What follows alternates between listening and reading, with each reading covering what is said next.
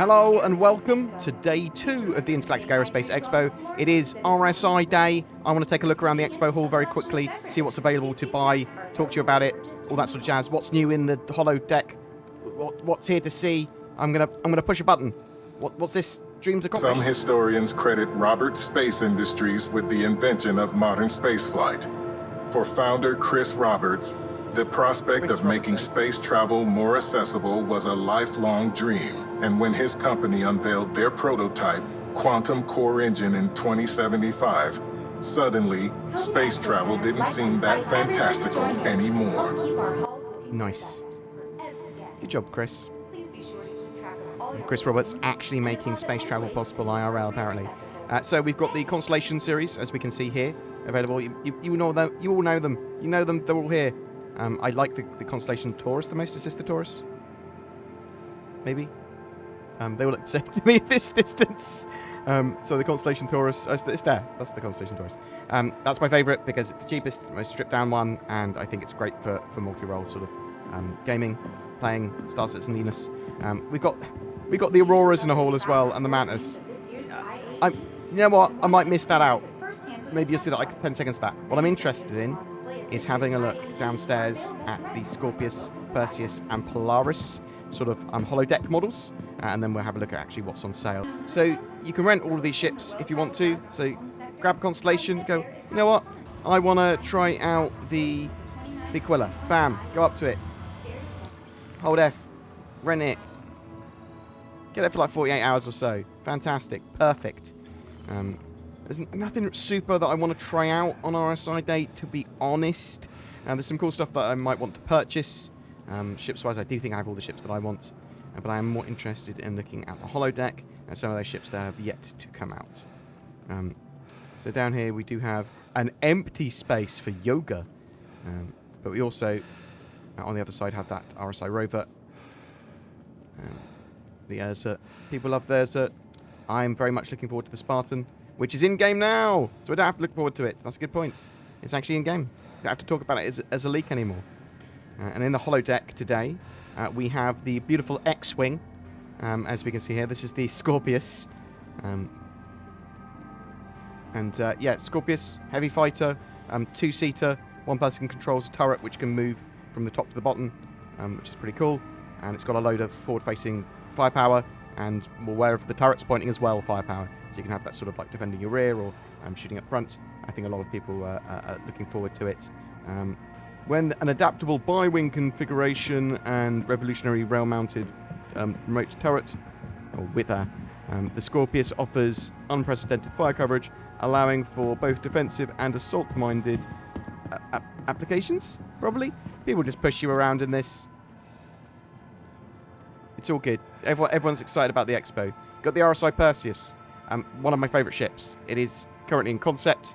It is a proper brawly, pew ship, and I think it's, in theory, absolutely fantastic. But we don't know until it's actually in our hands. So it's sort of like Corvette-ish sized. It's a bit smaller, admittedly, and it's supposed to sort of brawl with those larger targets, shooting big guns at them, massive guns on the top and bottom. It's going to cause a lot of damage. It's not sort of multi-role like some of the other Corvette-class ships, I suppose. It's sort of more hammerhead-sized. And then you've got your RSI Polaris, and I think this is one of sort of people's favourite ships. The Polaris is a nimble corvette capital ship that packs a powerful punch with a full armament of turrets and torpedoes, intended for use as both a naval patrol ship and to serve as the flagship of mission operations. The Polaris has the capacity to perform search and rescue operations, light strike missions, and general security patrols. The Polaris includes the facilities to repair, rearm, and refuel a single fighter, light bomber, or support ship. And it's pretty late where I am at the moment. It's around 2 a.m. We are ploughing on with these videos. I do like the Polaris. I just think I like the Perseus more, and I already have a Carrack, so I've got my multi-role sort of ship done. And if I want a combat ship, I've got a Javelin too. So sort of, but I do like it. It's just I think it's covered in other things. We'll have a really quick look at that Aurora Hall. Just a quick thought as I'm passing by these constellations. I do think they're worth trying. They are some of the most iconic ships in Star Citizen, and especially if you've got some friends to try them with, They are fantastic multi-crew option. I do love some of the sites at the IAE though. Like, they've done some really cool stuff, and it looks like a proper expo hall, like I would expect to see in real life. So we've got this sort of Aurora hall, loads of Auroras around. I'm not a massive fan of the Aurora. I think it looks sort of dated already, and I prefer the Mustang as my starter ship. But I mean, it's also for courses. Some people are going to love the Auroras. We do have the Mantis in the middle, and I think some people are going to love the Mantis, or at least need one in their org or fleet to do a lot of different things. So it is going to interdict, it is going to pull people out of warp, or quantum travel as it's called in this game, and prevent people from going back in. So an important ship to either try and take it out quickly, or to have at your disposal to be able to net sort of big payloads of, if you're a pirate, sort of cargo ships or whatever, pour them out. Or if you're a sort of lawful player, well, maybe you want to pull out a target because you want to take out some pirates, to prevent them from getting away. So I think it's interesting. I think it's pretty cool. Let's jump into the website and have a look actually what's on sale and the price of all these ships, and have a bit more of a talk about that. Let's see what's on sale. We've got the Apollo Medevac. That's the sort of top tier medical ship, or I say top tier. There is the Endeavour Hospital, the Hope Hospital there as well. But so the Apollo Medevac is a very modular medical ship, allowing you to have tier 1 to tier 2 and tier 3 medical facilities, based on how you modularly set it up. $275, pretty expensive. You've got the Triage, which is the sort of slightly different coloured variant, pretty much. And then you've got the Aurora series of ships, the CL, the ES, the LN, all super cheap, just a few dollars. I'd avoid them if you can. If you get your starter package, that's all you sort of need. You don't need to buy individual Auroras unless you desperately want them for some reason. You've got the Constellation series, got the Andromeda, $240, the Aquila, $310. So the Andromeda is the sort of like more war variant, sort of. It does have a snub fighter. It does have a vehicle with it as well, a little rover, and sort of like is seen as the more combat-y variant. You've got the Aquila, which is the more sort of focused towards exploration, and comes with all the gubbins in the future that you'd expect with that, allowing you to do a bit more sort of expedition-esque gameplay. You've got the Phoenix. That's sort of much more in the luxury sort of variant there, trying to be luxury for luxury's sake. $350 is quite a lot of money. And then you've got the stripped down version, the Constellation Taurus, $190, used to be $150. $190, it's a big ship. Well, it's a medium ship, and it allows you to do a bit of freight, bit of everything. It's quite good multi-role. It is iconic in Star Citizen, those constellations. You've got the Mantis, $150. That's the sort of bubble, pulls them out of quantum interdiction type ship. It is an interdictor, prevents you from going into quantum, pulls you out of quantum. Not used too much in the game yet, but one day it will be. The Orion, that is very concept as a ship. It is $575 at the moment. It is massive. I suspect it will get closer to $1,000 by the time it is complete. It is nowhere near completion yet, as far as I'm aware. It's going to be a while, I think. It is very, very, very big now. You've got the Perseus, one of my favourite ships in the game. I say in-game, in concept, one of the favourite ships I want in-game. It is a sort of large brawler with big guns that wants to sort of fight large and capital ships. That's the sort of focus that it's on.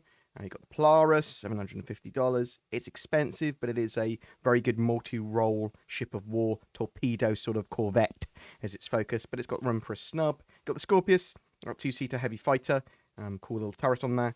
I think a lot of people like that X-Wing sort of look. You've got as a rover, yeah, cool. If people want rovers, you have rovers. We've got Scorpius for 10 years insurance that we can get. And what else have we got? So if you're concierge, you can get the RSI complete packs, which are ridiculous money, sort of $4,000 plus. You can see here's in pounds plus VAT. So pretty expensive. You've got some merch with the RSI mug and some shirts and stuff. So that's it from your Robert Space Industries day at the IAE. Now, tomorrow, the 21st, is Aegis Dynamics. That's when we're going to start to see the limited hulls on sale, like the Idris and the Javelin. So bear that in mind. They go on sale for 3 waves. And if you miss out on one of the waves, you could still have a chance to get one in another wave. So sort of bear that in mind. We've got loads of videos and stuff on that already. You can check out the the more details on the site as well if you're looking to pick one of those up. But very limited quantities. I'm not actually sure the amount that are being sold with each wave, but a small amount. They normally sell within a few seconds, so sort of bear that in mind. But tomorrow, Aegis Dynamics Day, Day 3, we'll have Aegis Dynamics and Roberts Space Industries in the halls. So sort of bear that in mind. Aegis Dynamics have some of the best ships available, and we might start to see some more ships revealed. I suppose if you want to try the Redeemer, the Redeemer will be rentable on the Aegis Dynamics Day. But are you excited for the Roberts Space Industries Day? You're going to be picking up yourself any of those concept ships or trying out a constellation or whatever. Are you excited for Aegis Dynamics tomorrow? Whatever your thoughts, I'd love to hear from you in the comments below. It's November, and that means, yes, you're right, it's NordVPN season. All those delicious Nords are collected together to make the finest VPN that I shield for on my channel. Not only is NordVPN delicious, but it also protects. Check out the links below to get fantastic discounts, or go to nordvpn.com/BoredGamer. Do you dream of being at the controls of your spaceship in real life? Well, now you sort of can with Game Glass. It turns touchscreen devices into diegetic controllers for Star Citizen, and you can get the basic software free. Check it out in the links below.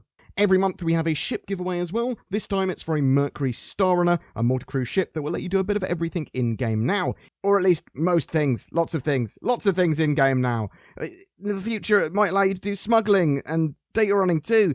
All you need to do to be in for a chance of winning that is comment on any of my videos during November. More details down below. If you'd like to further support the channel, please consider clicking the join or thanks button under my videos, or even becoming a Patreon. You get some cool stuff to show that you're a true supporter of mine and Zin's art, some exclusive polls, ways of shaping the channel, some exclusive videos, all that sort of jazz too. Thanks for watching, and I hope to see you in the verse.